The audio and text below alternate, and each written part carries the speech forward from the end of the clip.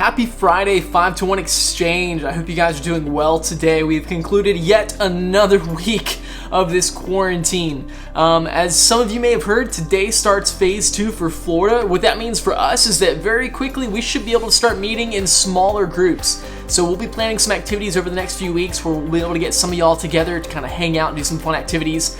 We still won't be meeting yet back full capacity once a week like we used to with our youth meetings until phase 3 starts. So stay tuned, we'll let you know when all that rolls out. But we will be continuing with our daily devotional series here on YouTube. And guys, we conclude our study in the book of James this week. And we're diving right into James chapter 5. And what we're looking at today is something that every single person on this planet has to deal with at some point in their lives, and that is whether or not they keep their words. What's interesting is outside of Christianity, this is a concept that I would be willing to guess that almost every human being says is important. I know in my life I've never met somebody, whether they're Christian, non-Christian, male, female, old, young, anyone who says, yeah, keeping your word's not important. As far as I can tell, everyone values, someone who keeps their word. And this is what James has to say about it in chapter 5, verse 12. He says, "Above all, my brothers and sisters, do not swear either by heaven or earth or with any other oath. But let your yes be yes and your no mean no, so that you won't fall under judgment." And what he's saying here, it's very simple. He's saying, if you say yes, let your yes be yes, follow through. If you say no, make sure that your no actually means no. Follow through, be honest. And you see, for us, I think a lot of times, what happens is, I don't know too many people that intend to lie all the time. Do we all lie at some point? Yes. But I don't know a whole lot of people that go and they say yes when they mean no and no when they mean yes. Yeah, I'm going to do this, and they have no intention of ever doing it. Are there some? Yes. Do all of us do that occasionally? I'm sure. But most of the time, I think what happens is that we have these great intentions. Yes, I can do that for you. Yes, I'll be there. Yes, I can accomplish that.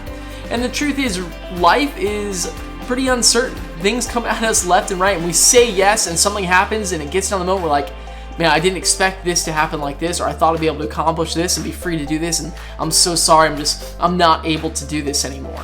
Or we say, no, I didn't do that, and we forgot, we didn't think everything through. Okay, yes, actually, I did do that. And I had a friend a few years back who said this to me.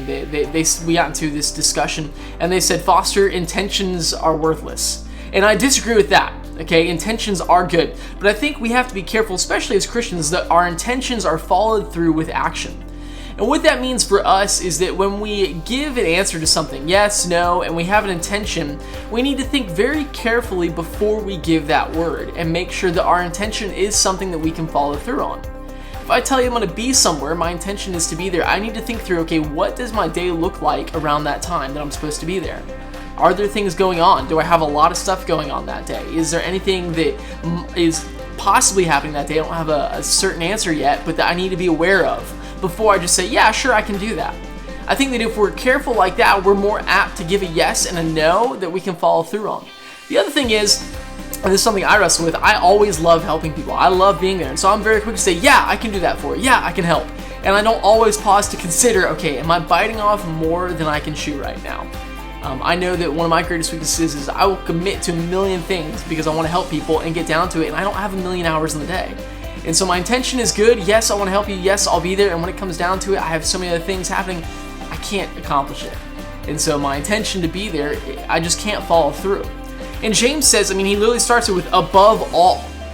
He's saying, more than anything else we talked about, keep your word. Let your yes be yes. Let your no, be truthful, be honest, be known for being honest. Think for a minute in your life, who is someone you know that is explicitly trustworthy? They always keep their word. They're always there for you. You know that when they say something, they mean it. And it's not that sometimes things don't happen. You say you're going to be somewhere, you get in a car accident, you can't make it. Life happens like that. But I think you and I both know people who have a habit of life happening and things just don't follow through. And people who that occasionally something happens and they can't follow through. But the people who we know that are, explicitly trustworthy, that says a lot about them. We look to them for advice. We look to them for help.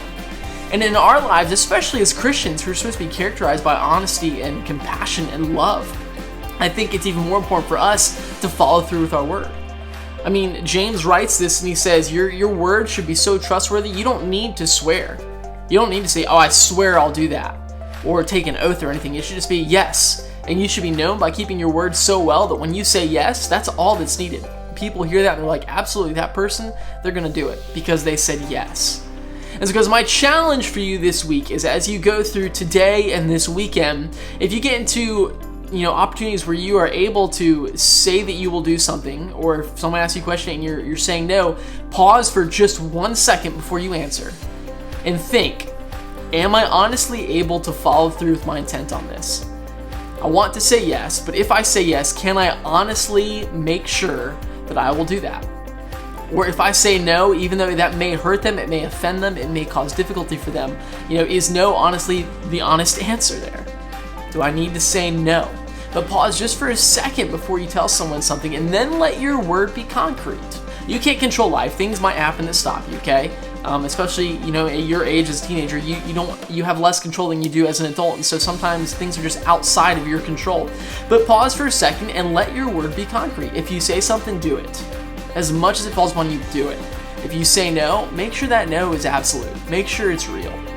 Guys, I love you. I'm so excited to get to do life with you. High schoolers, I had a great time getting to hang out with you last night and just talk for a little bit. I'm looking forward to getting to hang out soon as we start building in some activities into our weeks. I'm eagerly looking forward to being able to meet back on Wednesday nights and get to do youth with you guys. I'd love to hear your thoughts on this passage. If you want to comment down below, share with us either a story, someone you know that is super trustworthy, or a time that you've encountered someone who has had good intent and they haven't followed through, and maybe how that made you feel. Or if you want to message us on Instagram and just share how your life's going, how this week has been for you, we'd love to just talk with you. Guys, I miss you, I love you, I'm super proud of y'all and the things that I'm hearing about you in the midst of this quarantine, and I cannot wait to get to see you and hang out with you once more. Until next time, take care, guys.